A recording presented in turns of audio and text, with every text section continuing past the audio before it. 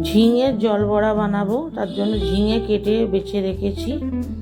কড়ায় তেল দিলাম, আর এদিকে মটর ডাল আগের দিন ভিজিয়ে রেখেছিলাম, সেটাকে ভালোভাবে বেটে নিয়েছি, ধুয়ে আদা কাঁচা লঙ্কা দিয়ে, তাতে লঙ্কা নুন একটু মিষ্টি দিয়েছি, দিয়ে খুব সুন্দর করে ফেটিয়ে নেবো এটা।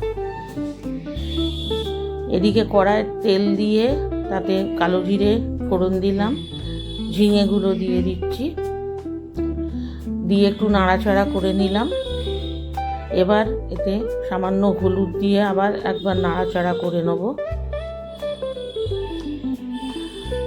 এবার ঢাকা দিয়ে দেবো একটু।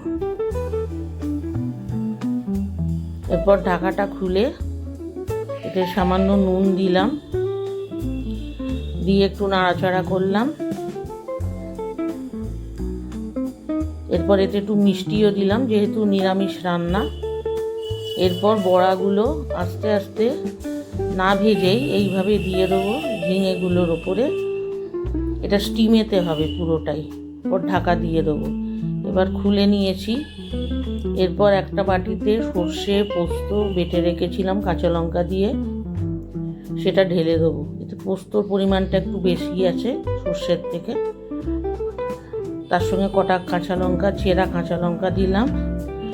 আবার এটা ঢেকে দেব।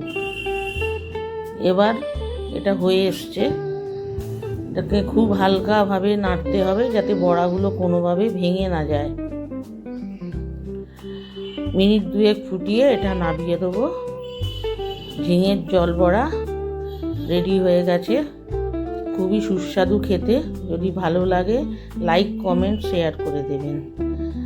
আগামী দিনেও আরও ভালো ভালো রান্না আমি দেবার চেষ্টা করব। ধন্যবাদ।